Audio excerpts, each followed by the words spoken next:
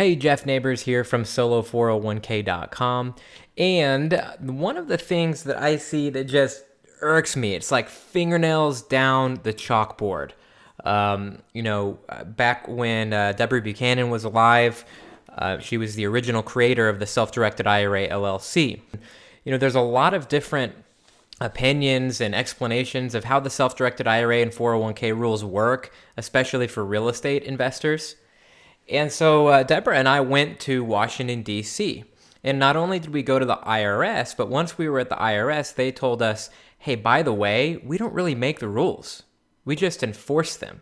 And when we're confused about the rules, we can't really unconfuse ourselves. That's done over across the street at the Department of Labor.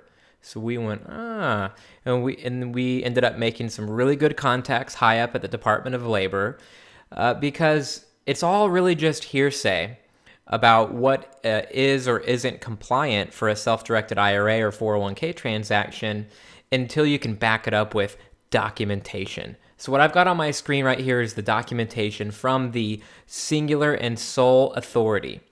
That is the Department of Labor in Washington, D.C. And we've spoken with the people who sign these letters and write these letters. And I'm not going to bore you with all of the legal language here. But I will say that this letter has to do with the number one prohibited transaction that I see people doing, especially real estate investors, and that I see advisors advising. I see CPAs who are kind of quick to go declare their expert opinion without necessarily vetting it through Washington, D.C. yet. And same thing with attorneys and all different sorts of, custodians and solo 401k providers, all of that.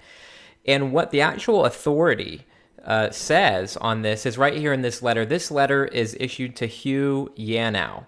And this is back in 2000. Now, most of the illegal partnering that I've seen done when someone partners their IRA funds with their personal funds happened after 2000. So it's not that we didn't know the answer. It's just there's a lot of people who are not very thorough in their research, or they go to their provider or their advisor is not very thorough in their professional research. At solo401k.com, we're very, very, very, very thorough.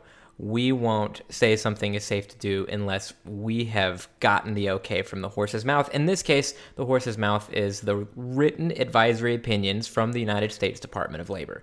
Okay, so this attorney, Hugh Yanow, asked the Department of Labor if they would review this scenario. And this scenario was where someone was taking their IRA money and partnering with their personal money. And oddly enough, this is kind of interesting, but if you'll notice, these people were asking for this opinion so that they could invest with Bernie Madoff, right? Just another extra bonus lesson of remember that you need to take responsibility and do your due diligence when you're doing self-directed IRA investments. Don't invest with Bernie Madoff or the next Bernie Madoff, So that was their first mistake. So their first mistake was investing with a Ponzi scheme. Whoops. All right. So then the point that I want to point out, so they're talking about the application of all the different prohibited transactions rules. And the one that matters is right here. So this is a little bit dense.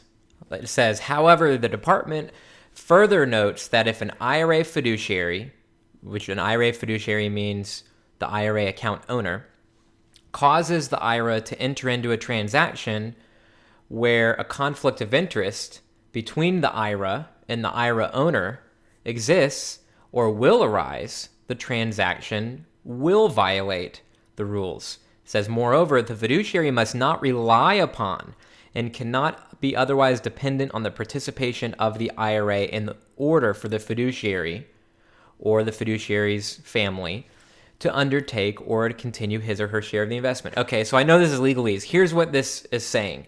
It's saying that in order to not break the highly penalized prohibited transactions rules, the account owner cannot direct the IRA to participate in the partnership or the LLC, if they themselves or their other family members needed that IRA's participation in order to be able to do the investment.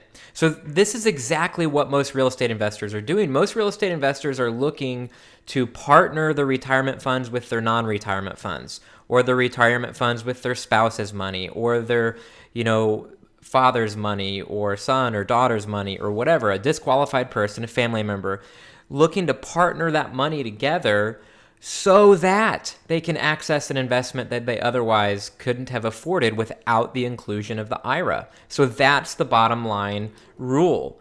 The bottom line rule is that you cannot involve the IRA if the IRA's involvement is required in order to do the investment. So for most cases that we see out there, this is a rule that people are violating.